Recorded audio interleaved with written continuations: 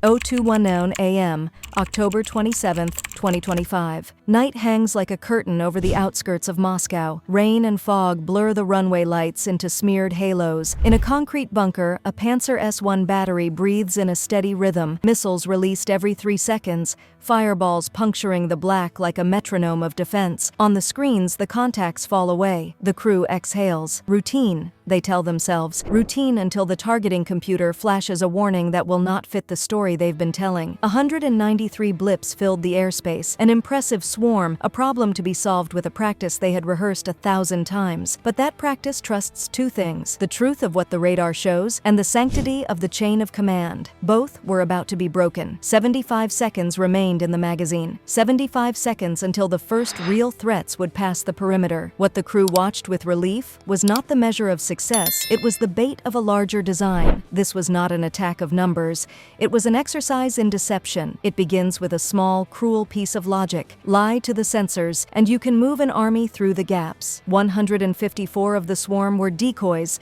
ghosts programmed to broadcast their position on a 3.6-second delay. A missile streaks toward where a contact was, and the sky answers with an empty space. 39 Leutai drones skimmed the terrain at 20 feet, invisible in the Doppler clutter, breathing through fog and hedgerow. For every ghost the Panzer lit, 5 real drones slipped by. 40 minutes before the alarm, the S-400 long-range radar had its first encounter with the formation. Its Doppler filter, designed to ignore slow, ground-level clutter, classified low-flying drones as noise. The outer shield shrugged. The formation passed. The decoys rose then, luminous and provocative at 500 feet, drawing attention like a handful of flares. They were costly fireworks, spectacular, visible, and utterly expendable. Meanwhile, the real weapons hid in the seams. Inside the Panzer bunker, the air tasted of oil and cold coffee. Fingers hovered over switches. A rookie's jaw clenched as numbers failed to align with instinct.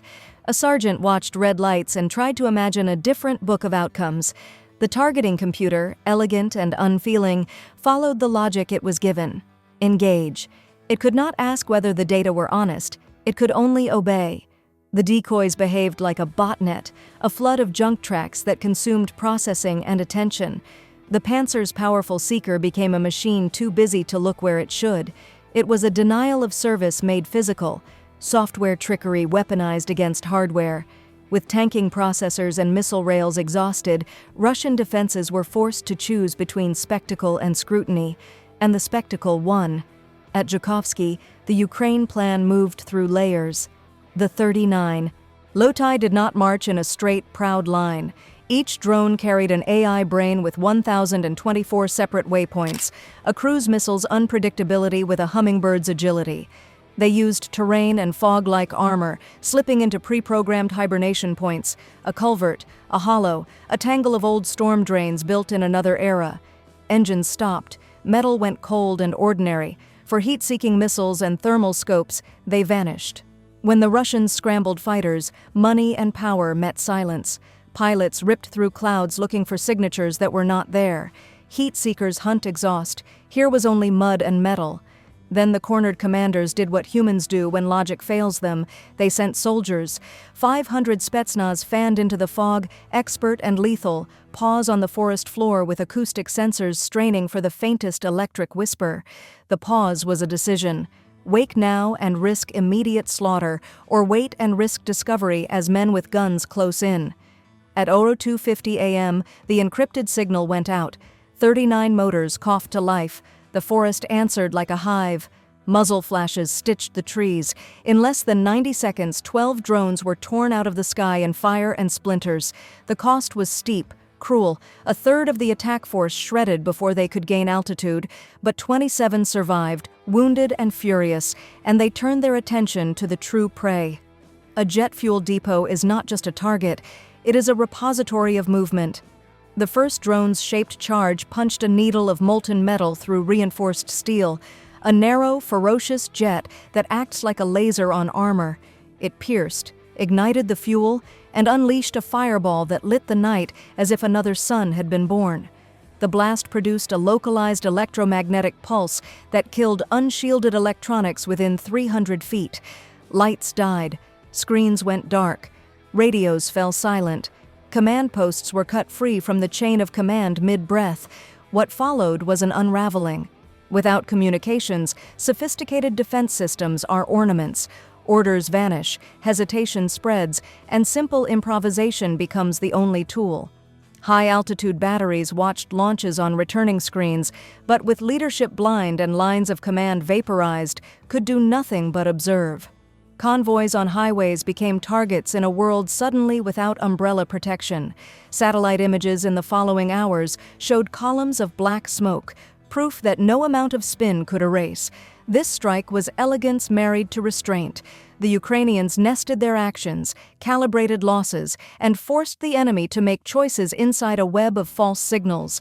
By weaponizing humiliation and surprise, they bought strategic space, political leverage as much as military gain.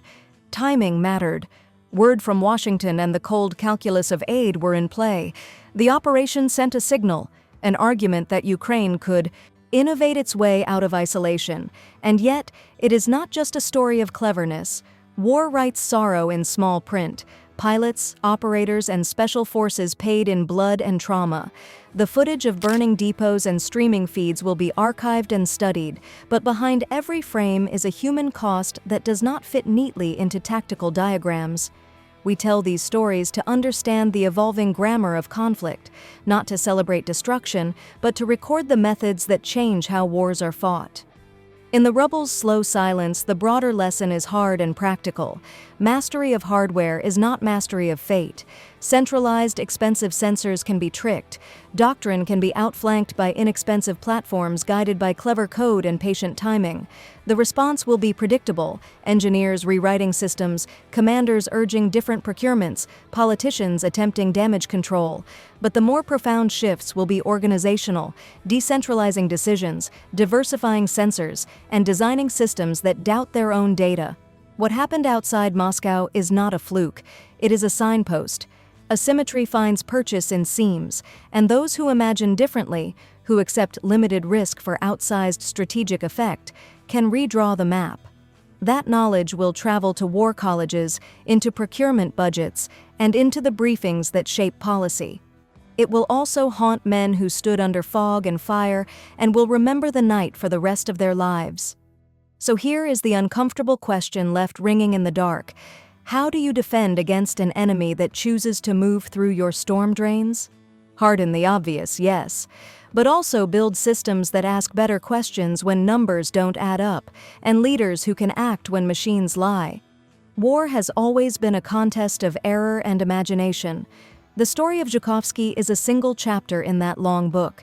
If this kind of reporting matters to you, stay with us for more deep dives into the quiet revolutions of modern conflict.